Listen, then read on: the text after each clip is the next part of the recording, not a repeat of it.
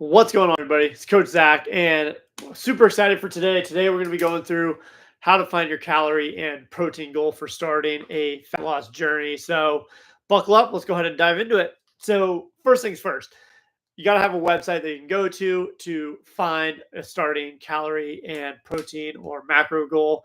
Which, by the way, there's a lot of different ways to go about it. There's formulas, there's different websites, I'm sure. I just honestly, you just need a starting point. The more you do it, the more acclimated you'll get to your own body and what works best for you over time. You just need a starting point. And so I always use caloriecalculator.net. You just go in there, select calorie goal. There's different things you can find, and then you just fill in the information. And so that's for like name, age, weight, activity level. Just follow the prompts and answer it as accurately as you can, and it'll spit out a calorie and protein goal, or actually a calorie goal, and then we can go ahead and use that to set up the rest of your stuff. So once you have your starting calories, if you're starting a weight loss journey, I've talked about this in an earlier video on fat loss, but basically, if you're going to track, I usually say start close to your maintenance calories, because just by starting to track, even if you're eating at a maintenance, you're probably going to start to see some progress, right? And so that's what I recommend, because again, determining in another video, I kind of talk about this again more, so I don't want to talk about it too much now, but it's important for context. So, depending on how much time you have, will depend on where you start, right? So, if you only have 4 weeks, you're going to jump into it a lot quicker than if you have, 12 weeks or whatever, which honestly, the longer you can commit, up to 12 weeks, the better. Okay. You can get more out of it. So, you got your starting calorie goal. You're going to start with a maintenance or a mild weight loss.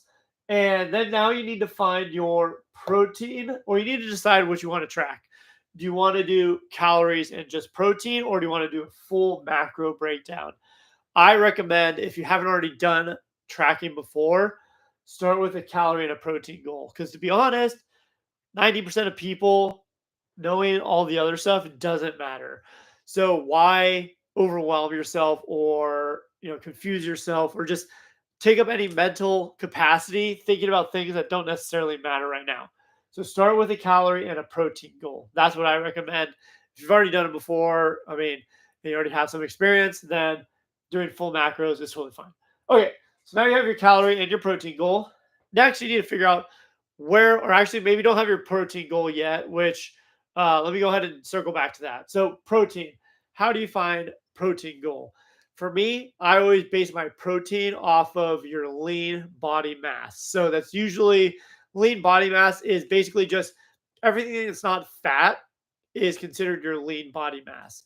If we're talking about skeletal body mass or muscle mass, that would be your actual muscle weight. But I'm talking about lean body mass, which is all the organs and all that stuff included. I go off of that. And so let's just say, for example, you have 100 pounds of lean body mass. You would do either zero 0.8 to 1 gram per pound of weight. So let's say, so basically it'd be 80 to 100 grams of protein. Okay, so you did 0.8 times 100, or you did 1 times 100, which gives you either 80 to 100 grams of protein. That's a general range. Some people do a lot more, which more doesn't necessarily ever hurt. You definitely don't want to go too low. So 0.8 is kind of like the bottom that I would go, especially in a weight loss phase. Weight loss is a lot more sensitive, and why I think having more protein is beneficial. So let's say now you have your calorie and your protein goal. You need to decide where you're going to track. What app are you going to use? Are you going to use MyFitnessPal, Chronometer, personal apps like my app does it, which is Trainerize, or ABC Trainerize, whatever. You need an app you can actually track. Okay. Yeah, that's a whole nother topic, but just find one that you already know or that you like. Chronometer, MyFitnessPal are two of probably the most popular ones. Chronometer is probably one of my favorites. It's just super in-depth and detailed. So now you have your app that you're going to use. Circling back to this question, how long should I be cutting for? So like I said earlier, I'm gonna make another video that goes through phases and like what do different phases look like, whether you're kind of in a maintenance period in life, you're trying to lose weight or you're trying to build muscle. What are the time frames? What is the difference, psychologically or just physically working out? But for weight loss, I say anything between 4 to 12 weeks. Anything under 4 weeks is, I mean, I guess you could do it, but I don't know how much of a point there is to it. Uh, 12 weeks, anything longer than 3 months, I think starts to get, you start to see a lot of effects when it comes to your metabolism, just how you feel overall. And if you're doing it properly, like 12 weeks is usually kind of the threshold for a lot of people. And I think it's really important to have an end date to a cut. If you have over 100 pounds to lose, 50 pounds, even 30 pounds, if you just are chronically trying to diet to try to get to your end goal, you're going to get burnt out. And I see that all the time. So I think it's very important to really kind of keep our mental health and just capacity in mind when we think about this. And it's really important to have an end date. Doesn't mean you're stopping forever there, but you need to give yourself yeah, again, mentally, physically, you need to give yourself a break. And so 12 weeks, let's say, would be the longest for a weight loss phase. After that, you would go into maintenance or reverse diet, depending on what you want to do. And then you would do a weight loss phase again if you need it. And so usually take anywhere between like a 4 to 8 week break. I mean, you could probably do a little bit shorter than that if you wanted, but I think 4 weeks is a good amount of time to really kind of get your metabolism up, recover, and then you go right into the weight loss again, and you'll see a drastic cut happen. And the nice thing is when you actually do this, you become really efficient and it's very effective and you feel good. It doesn't have to be miserable. You can actually enjoy foods and enjoy the process when you do this. And this all ties back into giving yourself a sense of empowerment, because you have control over your weight and your body goals, really. And I think that's really powerful. And a lot of us don't ever get to really experience that, or at least have it in our adult lives. And I think that's an important thing to know. So, how long, choose how long you're going to be doing. And so once you have all this stuff, now it's important that we actually track properly. So I wanted to kind of just go through 7 to 8 different things that I jotted down. I think it's really important with some of the common mistakes that I see with tracking, especially with new people. And the cool thing is all this is down in the description. Also, if you ever want to jump into our community, everything is so I'll just kind of say the Temple Project is all about bringing health resources and all the tools needed for men in particular to live better quality lives. And so the Temple Project is all a nonprofit. And so we're not here to make a bunch of money. However, any kind of donations do help us to maintain making more content, going out there, providing resources for men, and really trying to make an impact in the community. And so, if you want to join our school community, it's a suggested donation of $9 a month. Again, all that money just goes to helping create content and to keep this thing going and to get our hands out there so we can reach out to more guys.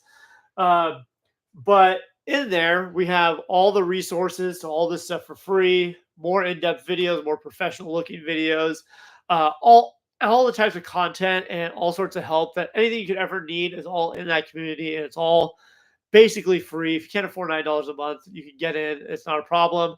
And so if you're interested, definitely let us know. And we'll leave the link down in the description as well. So back to our tracking and how to do it properly. So number one is make sure you track everything. Okay. So for the first, 2 months, if you're new to it, track everything. And the only thing I probably wouldn't track would be like water. But besides that, even 0-calorie things, I would probably track. It's really just again to build that awareness, build that accountability, and to understand everything that is going on. On the next round that you go through, or maybe 8 weeks into it, when you feel 100% confident, you can stop tracking certain things that maybe don't make much of a difference, but you'll know what those are after you've been doing it for a while. Okay, so number one is track it all.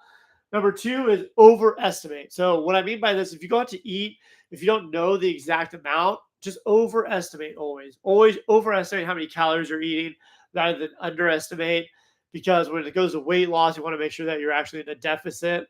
And so you really want to make sure that you limit this as much as possible, because the most important thing is accuracy with tracking. That's the whole point. Well, one of the major points and benefits of tracking is the accuracy component. So make sure that you are as accurate as possible. But when that's not 100% doable, then go ahead and overestimate on what you're putting in. Number three, excuse me, is tracking ingredients, not meals. So what do I mean by this? So again, if we're going out to eat or something like that, which again, try to limit as much as you can when you're new, but you want to break ingredients down when you order something or make something. And so for a good example would be a sandwich. So if you go out to get a sandwich, don't log Subway foot-long turkey sandwich. Actually go in and put in each ingredient. So a 12-inch sourdough roll from Subway. Just put the roll. Guesstimate, this is where you would use this tool, overestimate on how much, let's say you get mayonnaise or aioli or whatever.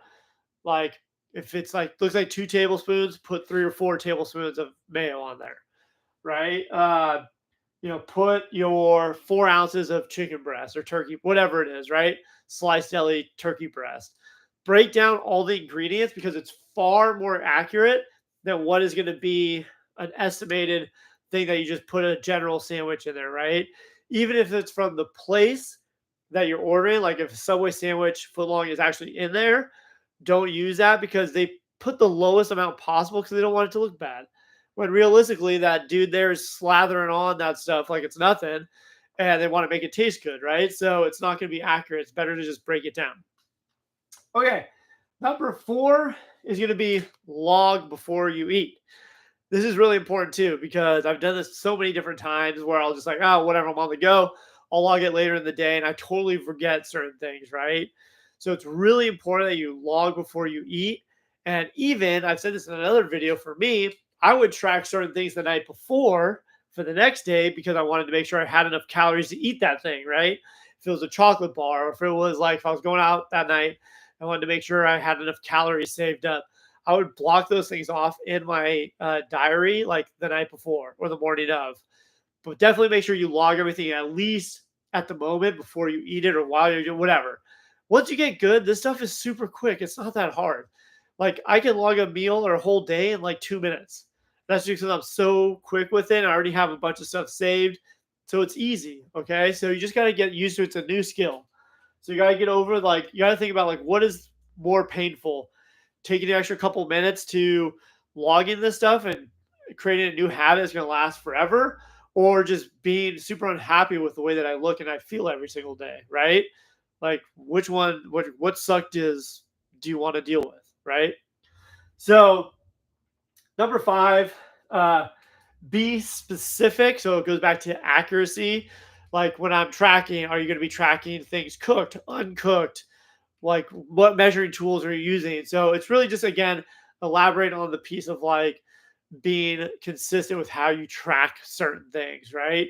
So again, I think the biggest example is just measuring like your meats cooked or uncooked. I do it cooked. I think I've heard a lot of people do uncooked.